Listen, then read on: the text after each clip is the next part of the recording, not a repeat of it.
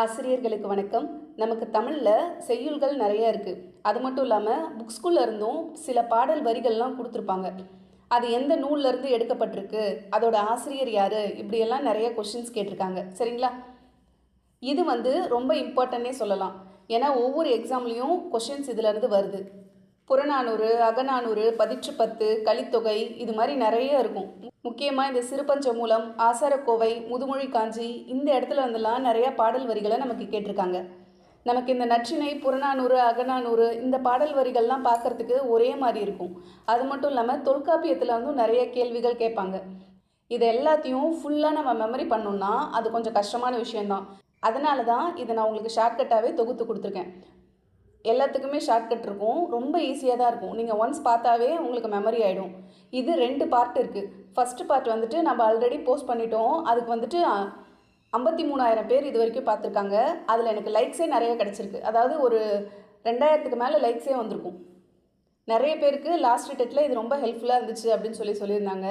உங்களுக்கு அதோட லிங்க்கை நான் டிஸ்கிரிப்ஷனில் கொடுக்குறேன், மறக்காமல் பாருங்கள். இதோட பார்ட் 2 நான் நாளைக்கு உங்களுக்கு அப்லோட் பண்ணுறேன். சரிங்களா? நாளைக்கு டெஸ்ட் இருக்காது.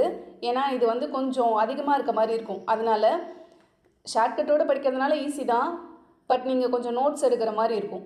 இதோட பார்ட் 2 வீடியோ நாளைக்கு கண்டிப்பாக வரும்.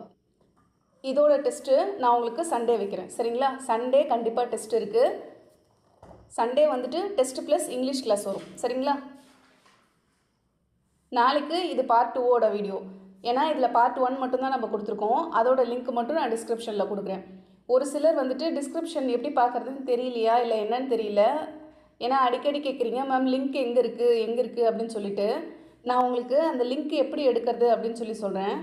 இப்போ இந்த வீடியோவுக்கு கீழே டைட்டில் இருக்கும் இல்லைங்களா, அந்த டைட்டில் பக்கத்தில் மோர்னு ஒரு சின்னதாக ஒரு இங்கிலீஷ் வேர்டு ஒன்று இருக்கும். அதை நீங்கள் டச் பண்ணிங்கன்னா கீழே டிஸ்கிரிப்ஷன் வரும். அந்த இடத்துல ரெட் கலர், அதாவது யூடியூப் சிம்பிள் போட்டு லிங்க் இருக்கும். அதை நீங்கள் டச் பண்ணிங்கன்னா டேரெக்டாக அந்த வீடியோவுக்கு போயிடும். சரிங்களா? அந்த வீடியோவில் ஒரே ஒரு கரெக்ஷன் மட்டும் இருக்கும். நாராய் நாராய் செங்கல் நாராய் அப்படின்ற பாடலை சொன்னது யாருன்னா சத்திமுத்த புலவர். அதை நான் கீழே கமெண்ட்லேயே உங்களுக்கு பின் பண்ணியிருப்பேன். சரிங்களா? சண்டே டெஸ்ட்டுக்கு எல்லோரும் ப்ரிப்பேர் ஆகிக்கோங்க.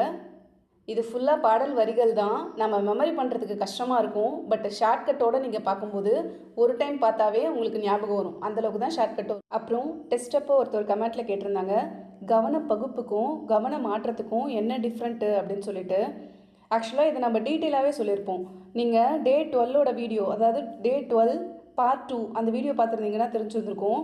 கவனம் அப்படின்றத பற்றி நம்ம ஃபுல்லுமே எக்ஸ்பிளைன் பண்ணியிருந்திருப்போம். அதை பார்த்தா உங்களுக்கு கண்டிப்பாக ஒரு ஐடியா கிடைக்கும். ஐடியான்றதில்ல, அதில் நம்ம டிஃப்ரென்ஸே சொல்லியிருந்திருப்போம். சரிங்களா?